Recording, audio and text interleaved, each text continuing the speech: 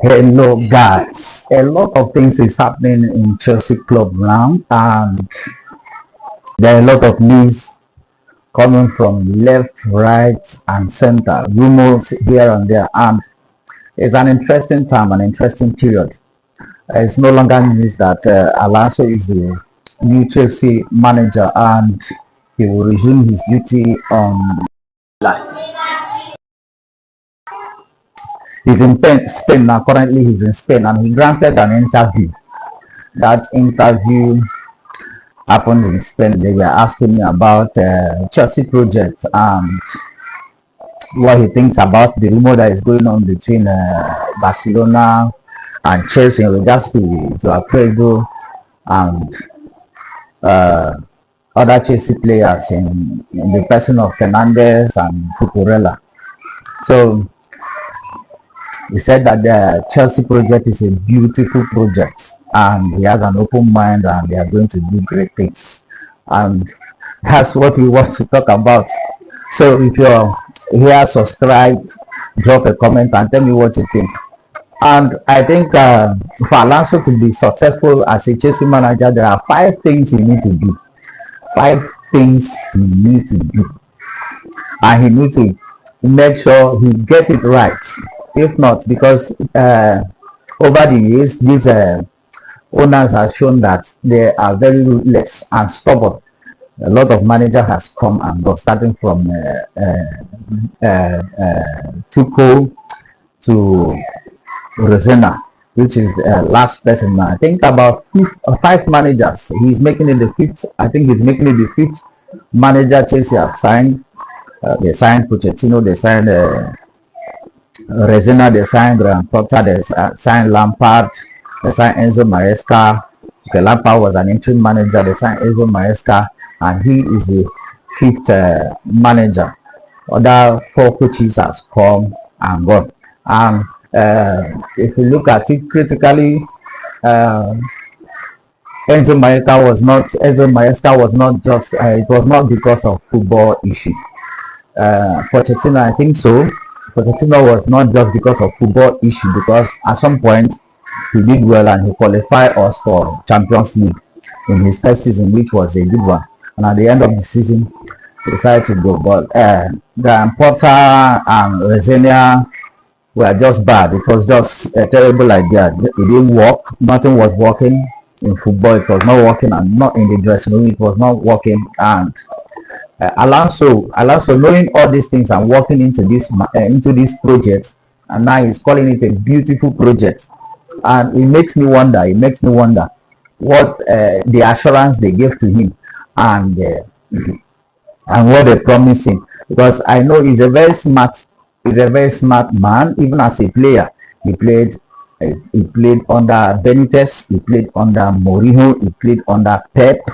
He has won a lot of things, a lot of trophies as a manager and as a player.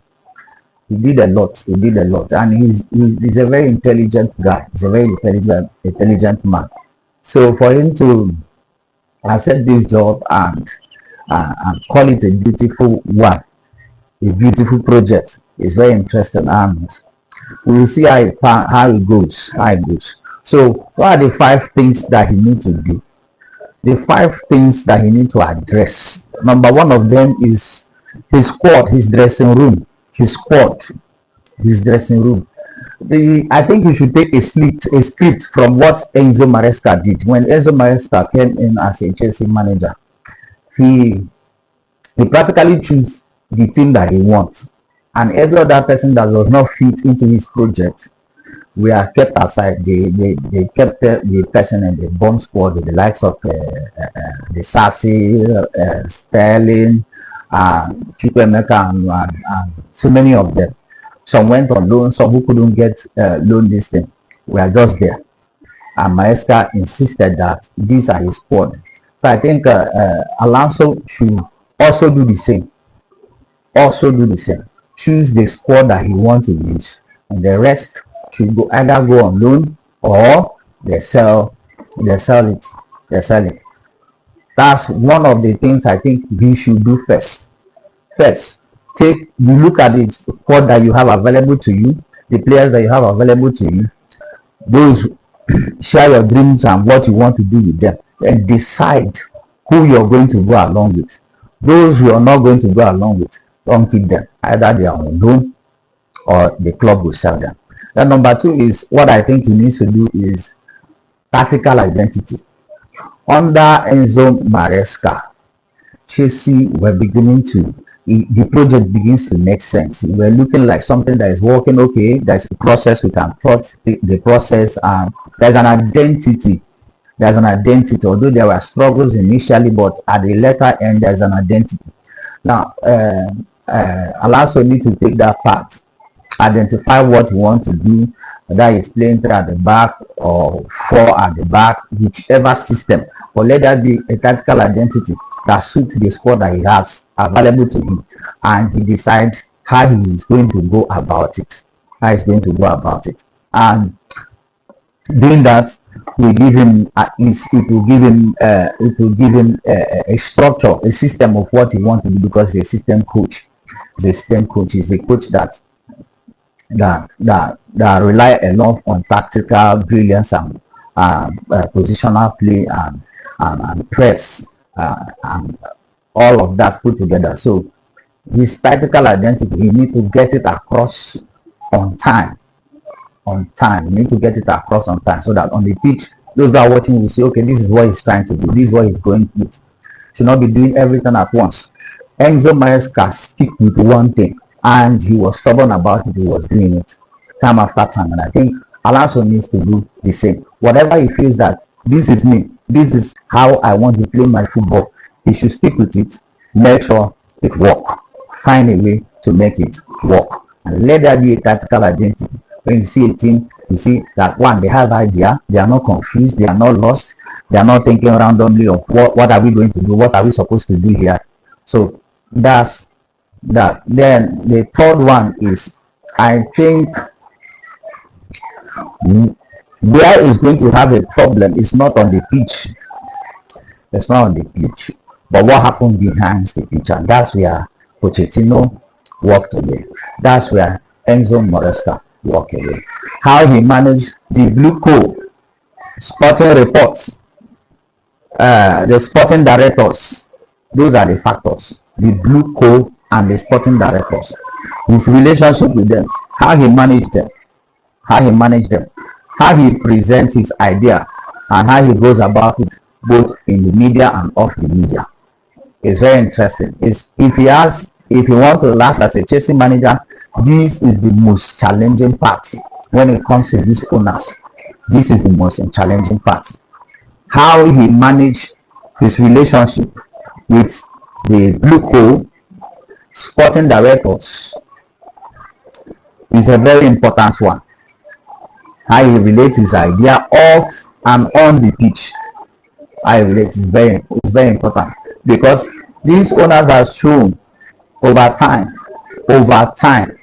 that they have the ability to make decisions without the coach.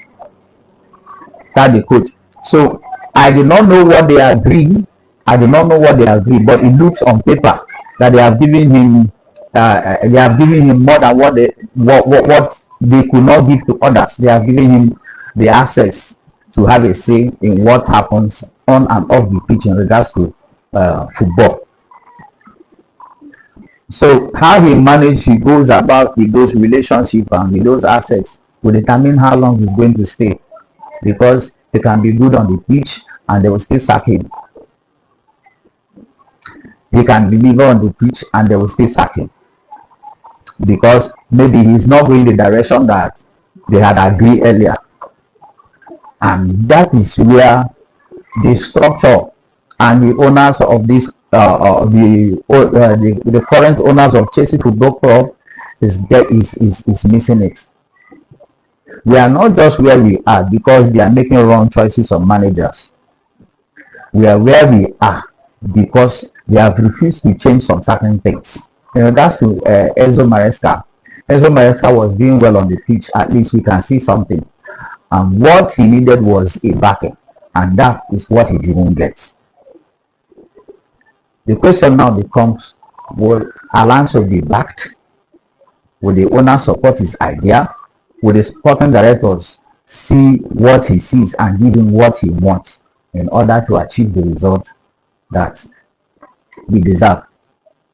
So finally is to deliver results. Whatever you do as a coach, if you don't deliver the results, the pressure will be too much on you. The media will be coming at you, fans will be coming at you, and everything. And allows you need to do that quickly to deliver results. As long as you deliver results, whatever happens off the pitch, the pressure will not be too much. Even if you end up being sacked, you will have an opportunity to be tested and have an opportunity to land a better job. That now, for instance, the reason why Enzo Maresca is even in a discussion to manage City was because of what he did. Partly because of what he did as a Chelsea manager.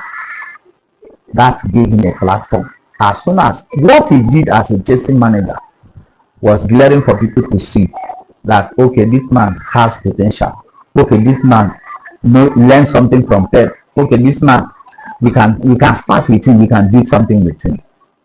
So if Enzo Maresca did not deliver any result or did not show anything, City will not come for him. I think he's not the only one that has understudied Pep. City will not come for him. In fact, City will rather go for company. Yes, they would rather go if they are looking for somebody who has the same ideology. They are looking for somebody who learned from Pep. They would have gone for company, and that job will be attractive to company. What it will take is money, and they have it. They have it. There are no the managers that is available now. The managers that is available now. In fact, there are no too much.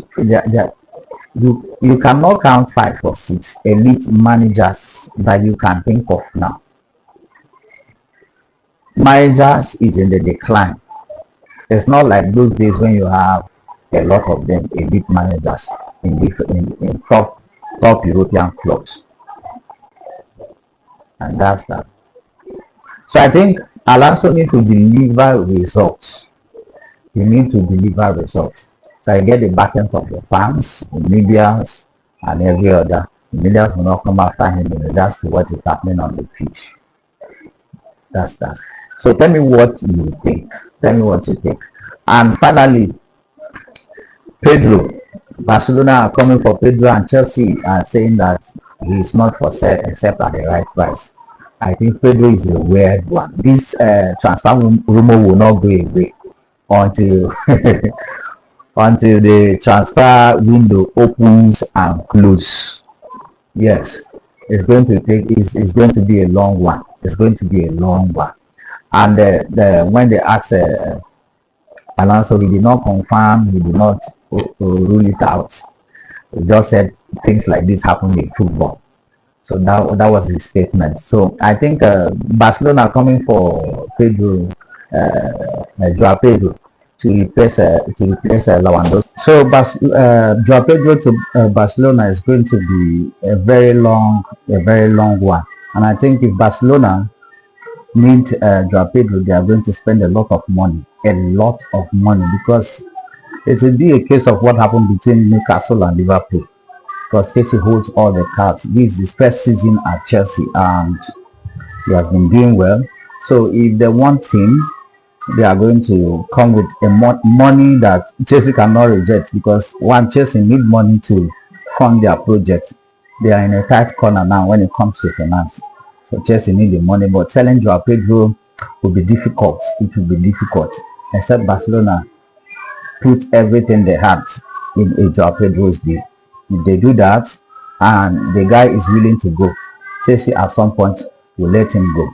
So that's not my fear. My fear is not just selling Joao Pedro to Barcelona to form a project or to use part of the money and invest in the club. But my fear is, what will they do if they sell Joao Pedro? Whose striker are they going to get? The lab is not working, has not been working. Jackson went on loan.